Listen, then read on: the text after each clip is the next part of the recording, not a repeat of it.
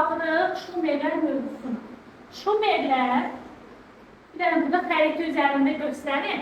Ümumiyyətlə Şumerlər harada yaşayırlar? Mesopotamiyada.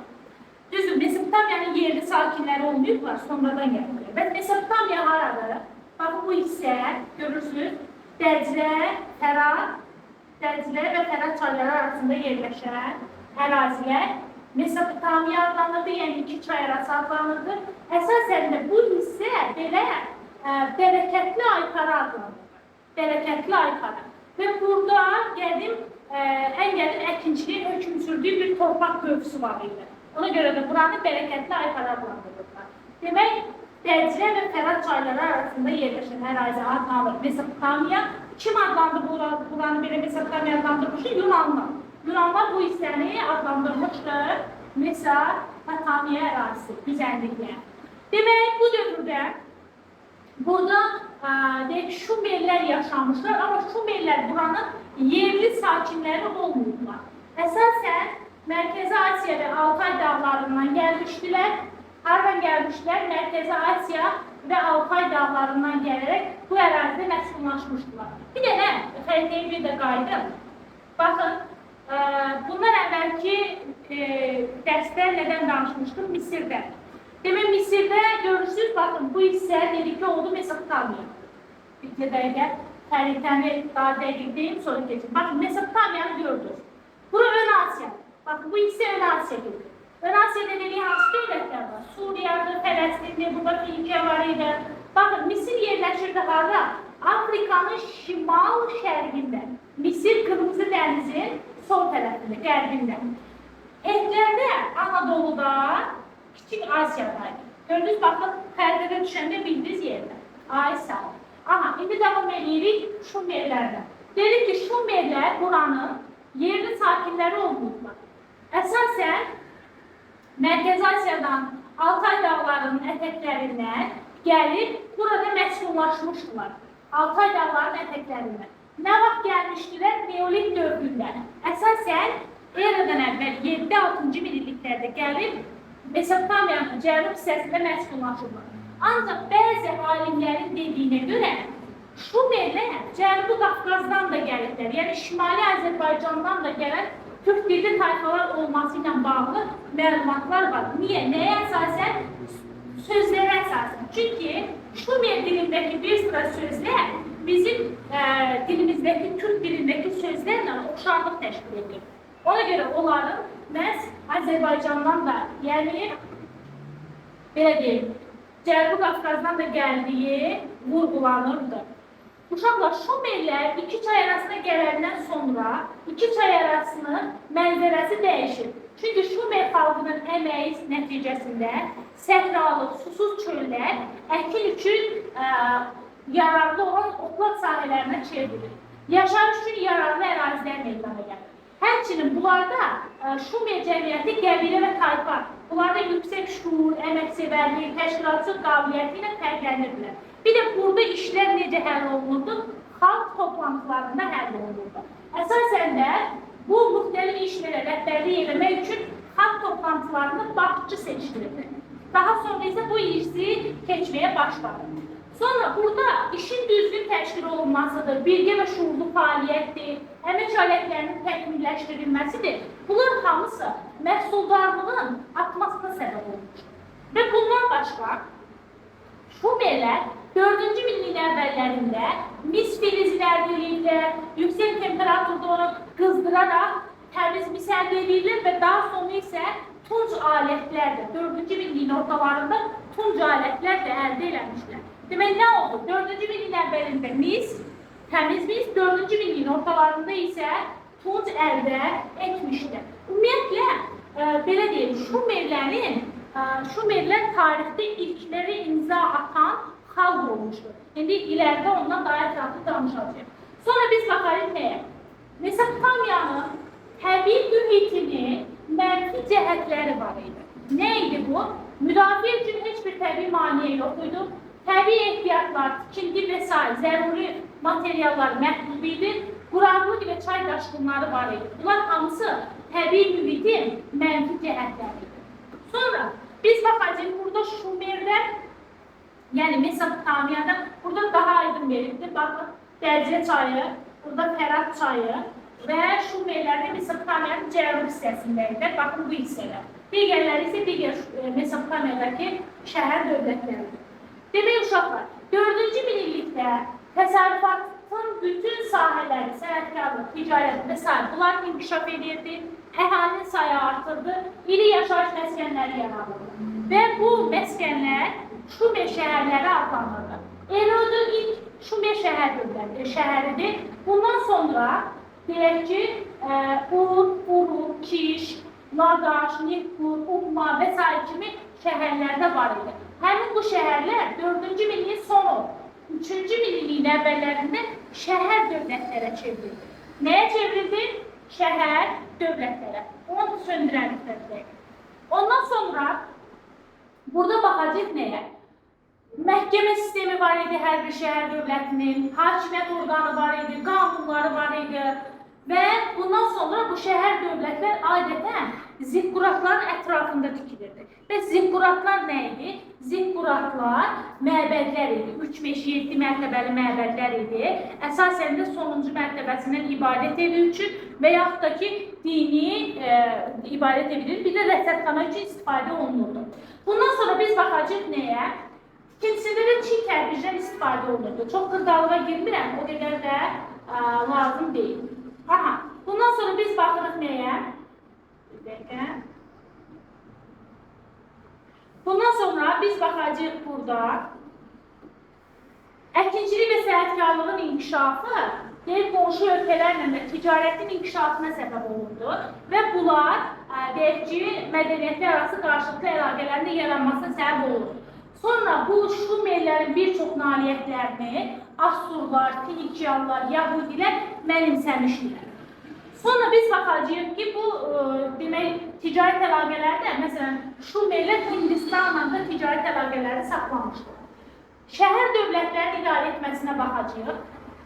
İlk vaxtlar Şumerlərdə deyək ki, mühüm məsələləri azad əhalinin iştirak elədiyi xalq toplantılarında həll edirdilər. Daha sonra şəhəri və şəhər dövlətini ağsaqqallar və başçı sayılan en adlanan kahin idarə edirdi.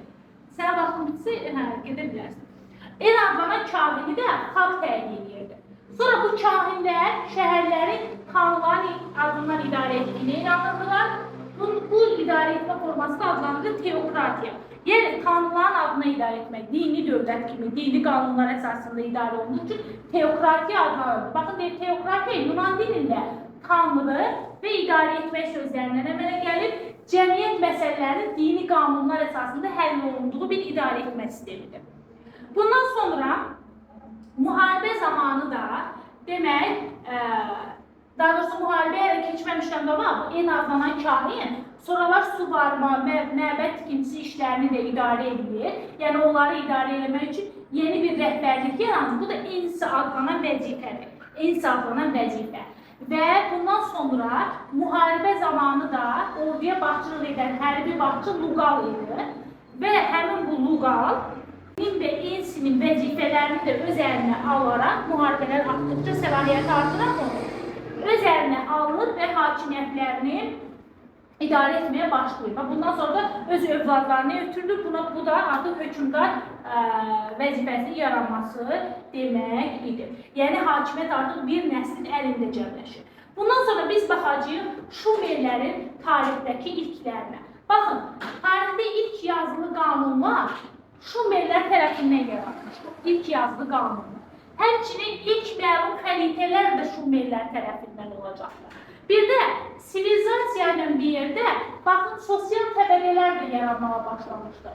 Yəni, hökmdar, torpaq sahibləri, kahinlər ən yüksək təbəqədəydi. Sonraki yerdə kimi idi? Yeri tacirlər tuturdular, sonraki yeri. Şumer əhalisinin əksəriyyəti də əkinçilər və sənətkarlar idi. Qullar da təbii ki, ən aşağı təbəqə hesab olunurdu. Demək, nə oldu? Bir də vurğulayıram. İlk yerdə hökmdar, torpaq sahibi kahin idi. Daha sonra tacirlər, daha sonra əkinçilər və sənətkarlar, sonda isə qullar idi.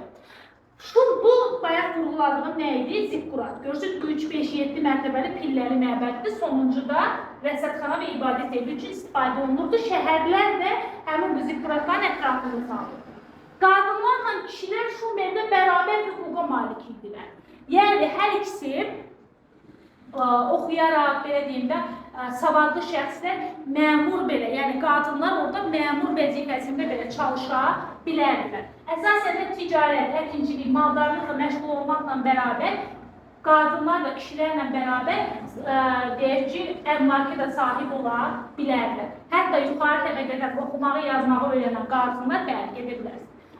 Oxumağı və yazmağı öyrənən qadınlar kahin və məmur ola bilərdilər. Bundan sonra, sağ ol, bundan sonra uşaqlar, demək, video izahdan izləyərsən dərsin qalan hissəsini. Demək, baxırıq nəyə? Aha, bundan sonra gəlirik burada tarixin ilk imperiyasının yaranmasına. Tarixin ilk imperiyası Akkad imperiyasıdır, bunu bilirsiniz. Eradan əvvəl 24-cü əsrdə yaranıb. Bəs necə olub yaranıbdır? Şumerlərdən şimalda Akkadlar yaşayırdılar. Və Sargon, yəni Akkadların başçısı Sargon, tarixin ilk imperiyasını yaratmışdır. Yəni Şumer şəhər dövlətlərini işğal edir, onlar öz müstəqilliyini itirir və burada Akkad imperiyası yaradır. Ümumiyyətlə, Akkadlar Şumer sivilizasiyasının əksər nailiyyətlərini mənimsəyirlər, hətta digər ərazilərdə də yayılmasına kömək eləmişlər. Bundan sonra Sargon Mesopotamiyanın şimalında və cənubunda nəzarəti ələ keçirir, ilk imperiyanı yaradır. Bu dövlət deyil, amma yəni Akkad imperiyası daxili münaqişələrdən, fasiləsiz işğalçı müharibələrdən, quraqlıq səbəbindən tənəzzül olunur. Azərbaycanda Urmiya gölünün cənub-qərbində yaşayan Kuti tayfalarının hücumu nəticəsində də 22-ci əsrdə Akkad dövləti, Akkad imperiyası süquta uğrayır və burada Kutilərin bir əsrlik hakimiyyəti başlamışdır. Bundan sonra Kutilərin buradakı hakimiyyətinə son qoyulandan sonra müharibələr başlayır. Şumer şəhər dövlətləri arasında yenidən müharibələr başlayır. Bundan sonra biz baxacağıq Şumer mədəniyyətinə. Əsas lazım olan hissələri vurgulayacağım. Demək, buradan yazıya baxsaq, ilk yazı Misirdə olduğu kimi burada da ilk yazı hansı yazıdır? Piktografik yazıdır. Daha sonra isə 3-cü minlikdə burada meydana gəlir Mixi yazı. Yəni, baxın, bu şəkli yazıdır, bir də olmalıdır Mixi yazı. Aha, bu da Mixi yazıdır. Ümumiyyətlə, deyək ki, formalı olduğu üçün belə adlandırdı. 3-cü minlikdə meydana gəlmişdir və əsasən də 4-cü minlikdə piktografik yazı Uruk şəhərində meydana gəlmişdir. Uruk şəhərində. Mixi yazı isə Misiri, Şumerin ilk yazı, yəni daha doğrusu yaratmış olduqları yazı olmuşdur. Yazıdan sonra baxırıq nəyə? Bir də yazıdan nə üçün istifadə edirdilər? Yazıdan ilk növbədə vergiləri, başqa dövlət işlərinin qeydiyyatını aparmaq üçün, yəni vəsait istifadə edirdilər. Gəlirik təhsilə. Təhsildən danışaq. Təhsil belə deyək ki, dövlət inkişaf elədikcə onların gəlirini, çıxarını, dövlət xərclərini hesablamaq üçün nə lazımdır? Savad lazımdır, düzdürmü? Bunun üçün də vəzifələri təyin etmək üçün savadlı insanlar lazım idi. Və buna görə də bütün şəhər dövlətlərdə məktəblər fəaliyyət göstərir. Ən mühüm vəzifələri tutmaq üçün deyək ki, varlı ailələrdən olan oğlanlar təhsil alırdı. Təhsilə kiçik yaşlarından başlayırdılar, yeniyetmə dövrünə qədər davam edirdilər. Məktəb günəş çıxanda başlayırdı, günəş batanda bitirdi. Yəni, siz nə qədər şanslısınız, yəni səhər başlayır, gün orta başa çatır, amma onlar da səhərdən axşama qədər davam edirdi. Məktəblərdə təhsil ödənişli idi, ancaq oğlanlar təhsil alırdı. Məktəblərdə ustad adlanan şəxslər baxçı idi, ustad məktəbin atası adlanırdı, şagirdlər isə məktəbin oğulları adlanırdı. Ciddi nizam intizam var idi, ona görə də dərs günü uzun çəkirdi. Məktəbdə şagirdlərə ilk növbədə yazmağı, oxumağı, hesablama aparmağı öyrədirdilər. Gil lövhələr üzərində yazırdılar bunlar. Ondan sonra elmə baxsaq burada görərik ki, elm Şumerlərdə, belə deyək, bacarıqlı riyaziyyatçılar idilər. Misirdə riyaziyyat zəif idi, həndəsə güclü idi. Şumerdə riyaziyyat güclü idi. Onlar onluq hesablama, belə deyəcəm, burada biraz qarışıqlıq gedəcək. Ümumiyyətlə, abituriyentlər üçün onluq hesablama aiddir Misirə götürürsünüz, dimin toplusunda da belədir. 60-lıq hesablamanı götürürsünüz Şumerlərə. Bu biraz ziddiyyət təşkil edirdi. Burada yəni çox da narahat olmayın. Onluq məsələdə, onluq hesablamada narahatçılıq olmasın. Əgər veribsə sizə Misir götürün. Bunlar demək, onluq hesablamadan da istifadə ediblər. 60-lıq hesablama sistemini yaradıblar, belə deyək. İlk dəfə saatı 60 dəqiqəyə bölüblər, çevrəni 360 dərəcəyə bölüblər.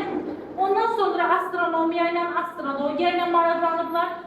Gözlə gördükləri ulduzları müxtəlif bürclərə ayırırdılar. Həmçinin Misirlilər kimi ay və günəşin tutulmalarının vaxtını müəyyən edirdilər. Təqvim düzəltmişdilər və ili aylara bölürdülər.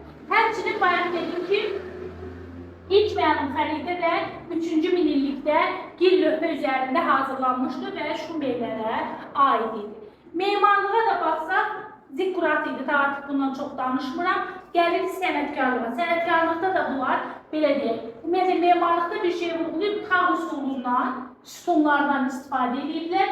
Sənətkarlıqda da lehimləmə, döyülmə üsullarından istifadə ediblər. Qızıl, gümüş və müxtəlif əşyalardan da möhürlər hazırlayırlar. Həmçinin duluq çarxı, tunc alətlər, mis alətlər, təkər, araba, bunlar aid idi Şumerlərə. Və Gilgameş haqqında dastan, tarixdə yazıya alınmış ilk dastandır. Şumerlər tərəfindən yaranmışdır. 2-ci minillikdə Hurri və Het dillərinə də tərcümə olunmuşdur. Əsasən Gilgameş haqqında dastan, belə deyək ki, dünyanın su basması haqqında rəvayət, yəni orada əfsanədən bəhs edir. Bu da belə. Dinə də gəlsək, burada baş tanrı var idi, An baş tanrı idi. Misirdə Amonuydu. Həmçinin ay tanrısına da sitayiş edirlər. Niyə? Çünki burada gündüzlər çox isti olduğuna görə gecələr ay işığında bunlar işləyirdilər. Ona görə də ay tanrısına da sitayiş edirdilər. Bu da bizim Şumer mövzumuz. Aydın oldu? Qaranlıq bir şey yoxdur? Əla.